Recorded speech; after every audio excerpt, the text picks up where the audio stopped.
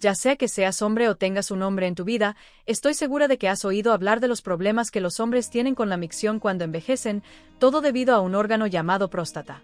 Bueno, ¿alguna vez te has preguntado si realmente puedes prevenir que tú o alguien que amas desarrolle problemas de próstata? Soy la doctora Reena Malik, uróloga y cirujana pélvica, y hoy vamos a hablar sobre cómo prevenir el agrandamiento de la próstata. ¿Qué puedes hacer? La próstata es un órgano con forma de nuez que se encuentra debajo de la vejiga, alrededor de la uretra, que es por donde orinas. A medida que crece, típicamente pasa de tener tejido prostático normal a un crecimiento de las células en la próstata llamado hiperplasia, y en muchos hombres llega a desarrollar células anormales e incluso cáncer de próstata. Pero, ¿se puede detener? ¿Qué es la próstata? Cuando piensas en el crecimiento de la próstata, para que la próstata crezca al menos durante la adolescencia y hasta la adultez temprana, necesitas andrógenos.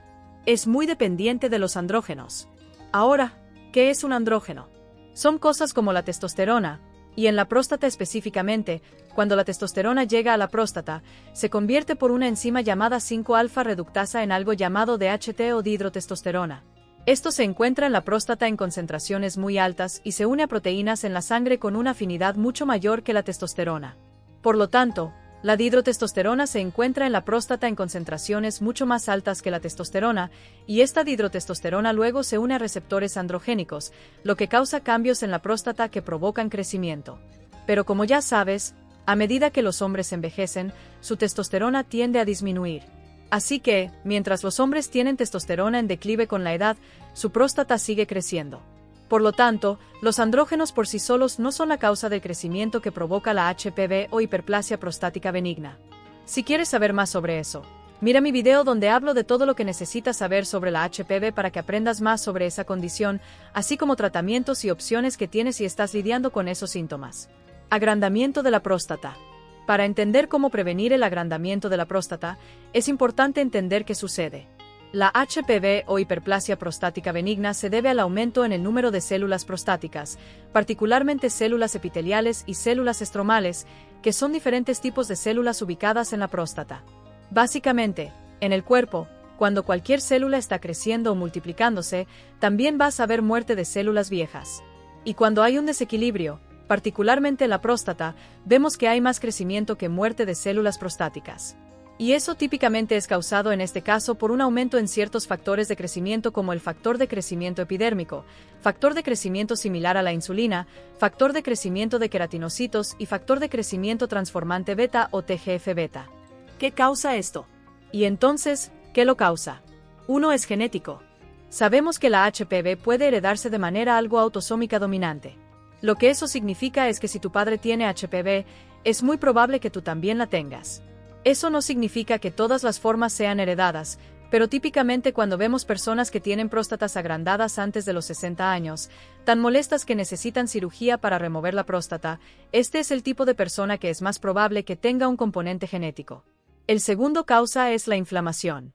Ahora, la inflamación es un término que se usa todo el tiempo, ¿verdad? ¿Pero qué causa la inflamación? Bueno, puede ser de infecciones bacterianas o virales. Puede ser a través de cambios hormonales que no necesariamente son específicos de tener altos niveles de testosterona, pueden ser debido a condiciones autoinmunes, pueden ser debido a reflujo de orina de vuelta a los conductos prostáticos creando inflamación, o incluso cambios en el microbioma prostático. Ahora, en términos del microbioma prostático, todavía estamos aprendiendo mucho sobre esta área, pero ciertamente las disrupciones en el microbioma prostático normal pueden llevar a inflamación. Entonces, la inflamación típicamente ocurre por liberación de citoquinas, que son mensajeros químicos de las células T, que son de nuestro sistema inmune, y estas liberan citoquinas como IL-6, que luego estimula ciertos factores de crecimiento como el factor de crecimiento de fibroblastos 2, lo que causa que las células proliferen. Ahora, aquí es donde entra en un ciclo vicioso. Después de la proliferación, esto crea un ambiente hipóxico local, lo que significa que ahora este nuevo tejido necesita oxígeno, no está obteniendo el oxígeno que necesita, y por eso libera estos marcadores inflamatorios como especies reactivas de oxígeno. Entonces, esto crea más inflamación y posteriormente más crecimiento, y luego más inflamación, y estás en este ciclo vicioso. Y por último, los síntomas de la HPV pueden deberse a un aumento en el tono muscular liso prostático, que está regulado por nuestro sistema nervioso simpático, y ciertas cosas pueden causar upregulation del sistema simpático, y esto puede incluir hipoglucemia o cambios en los niveles de azúcar en la sangre, factores dietéticos y obesidad. ¿Cómo prevenir y detener este ciclo? Entonces, ¿qué cosas puedes hacer ahora para prevenir o detener este ciclo? Número 1. Puedes evitar desarrollar lo que llamamos síndrome metabólico. El síndrome metabólico es esencialmente una constelación de condiciones que todas se deben a ciertas anormalidades metabólicas, incluyendo cosas como diabetes, colesterol alto, presión arterial alta, y a menudo ocurren juntas. Evitar desarrollar síndrome metabólico. Estas son particularmente debido a nuestra dieta occidental, que es alta en grasa, alta en carne roja, alta en carbohidratos simples y azúcar, y inactividad física. Y han mirado algunos de estos factores para ver qué porcentaje de aumento de riesgo tienes de desarrollar HPV si tienes algunos de estos factores. Primero, la diabetes. La diabetes aumenta tu riesgo de tener agrandamiento prostático benigno en un 255%. Eso es realmente notable. Ahora, tener una próstata grande no siempre significa que tenga síntomas.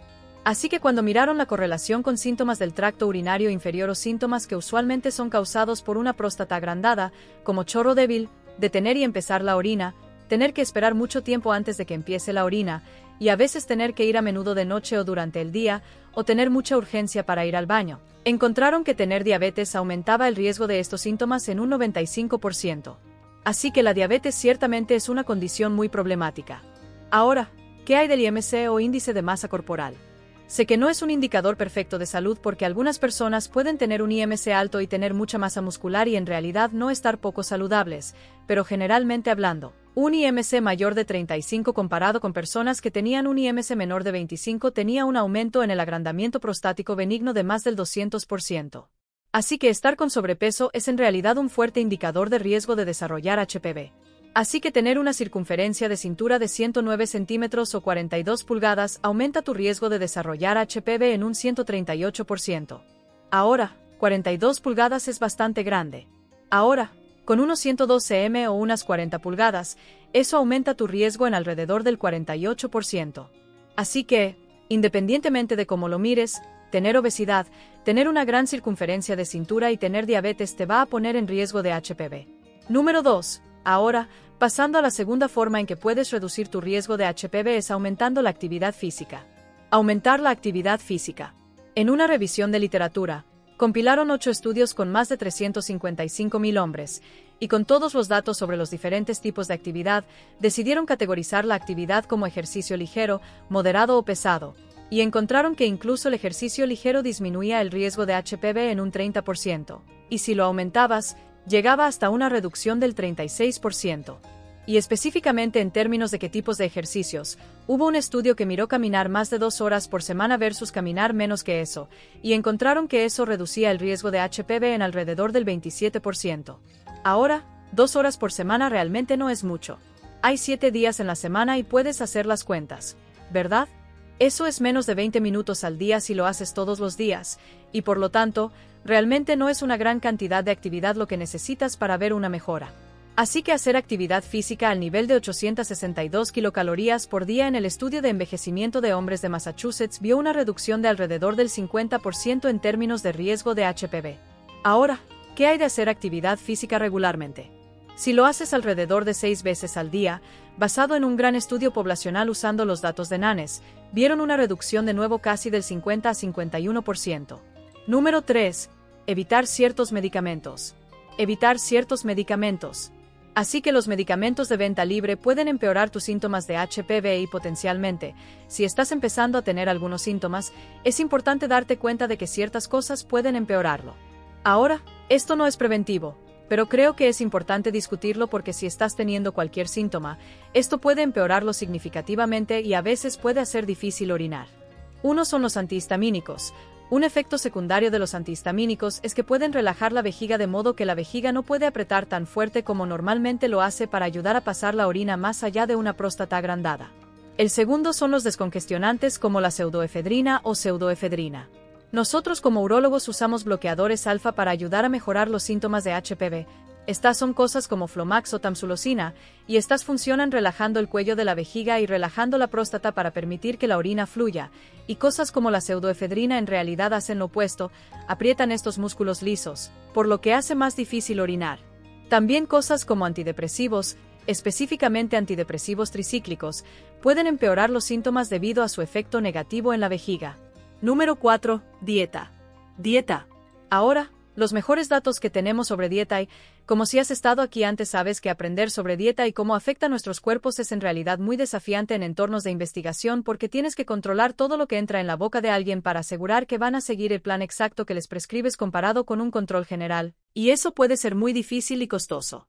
Así que son muy difíciles de hacer. Pero los mejores datos que tenemos son de algo llamado el ensayo de prevención de cáncer de próstata, que se hizo para mirar los efectos de un medicamento llamado dutasterida en la prevención de HPV, pero dentro de ese estudio reclutaron 1 tonelada de pacientes, más de 18,000 pacientes. También incluyeron datos con cuestionarios de frecuencia de alimentos. Este fue un cuestionario bastante riguroso que miró 99 diferentes grupos de alimentos, 6 diferentes grupos de bebidas, así como diferentes preparaciones de alimentos para ver qué tipos de alimentos comen las personas regularmente y cuánto. Y siguieron a estos hombres por 7 años, así que tenemos datos a largo plazo. Estas personas cuando empezaron el estudio no podían tener HPV, pero podían desarrollarla durante ese periodo de 7 años.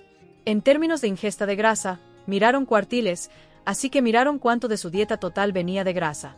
Ahora, el cuartil más alto tomaba alrededor del 38% de su consumo total o energía total de grasa, y el cuartil más bajo era menos del 26%.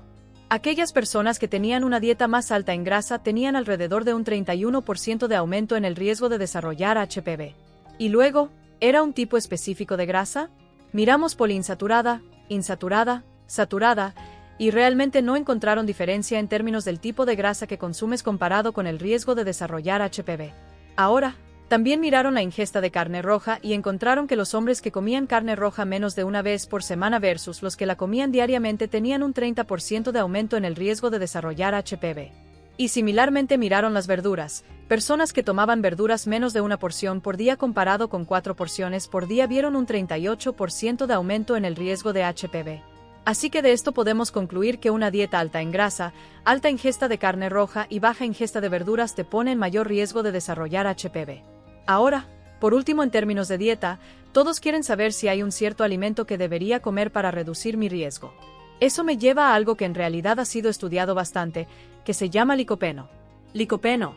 El licopeno es un carotenoide, es el carotenoide más poderoso en términos de reducir la inflamación y es el componente principal en los tomates.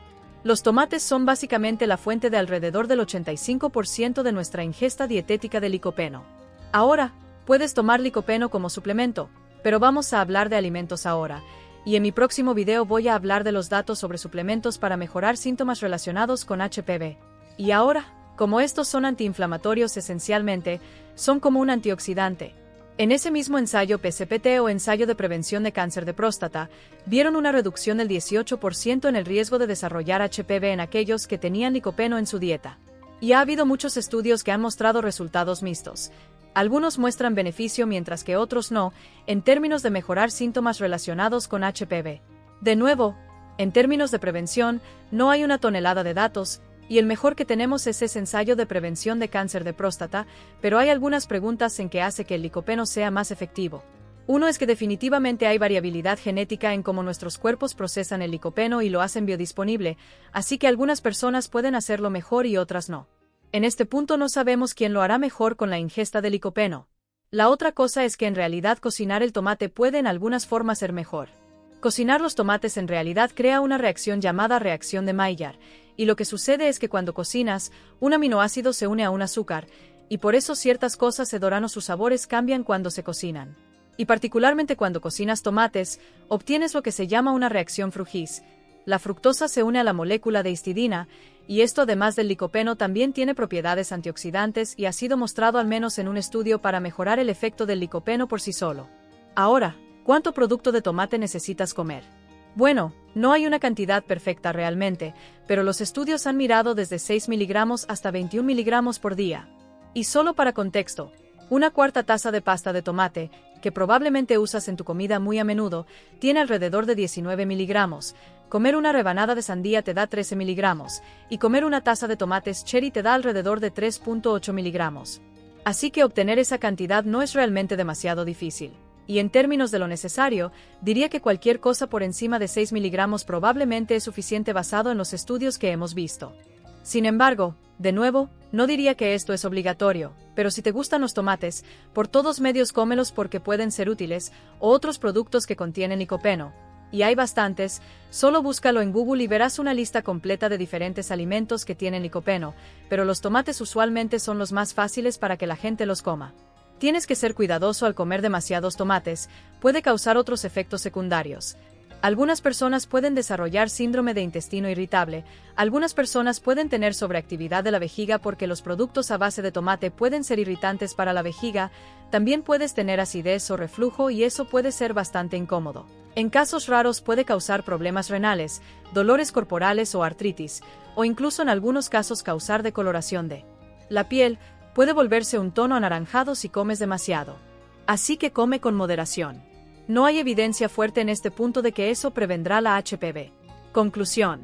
La evidencia más fuerte que tenemos es a través del ejercicio y comer mayormente una dieta similar a la mediterránea, que es alta en verduras y pequeñas cantidades de carne, pequeñas cantidades de pescado, algunas pequeñas cantidades de grasas saludables, y eso ha sido mostrado en general para mostrar el mayor beneficio en términos de reducir tu riesgo, evitando el desarrollo de otras condiciones como diabetes, presión arterial alta, colesterol alto, que como sabemos son un reflejo directo de nuestra dieta y ejercicio. Espero que hayan encontrado esto útil. Si están disfrutando mi contenido, por favor chequeen nuestra membresía premium donde obtendrán acceso temprano y sin anuncios a todos nuestros podcasts, que se lanzan los viernes, así como la habilidad de preguntarme cualquier cosa en un episodio mensual de Ama que es solo para ustedes.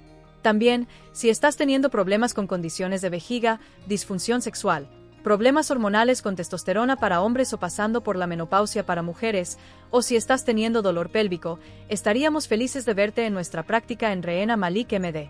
Actualmente estamos corriendo una especial, ofreciendo $1,000 de descuento en tratamientos de terapia de ondas de choque en nuestra oficina si reservas una cita antes del 26 de enero de 2024. En mi práctica paso una hora entera con todos nuestros nuevos pacientes asegurándome de que abordemos todos tus problemas y preocupaciones, y soy fácilmente accesible entre visitas. Así que me encantaría verte allí, y como siempre, recuerda cuidarte a ti mismo porque lo vales.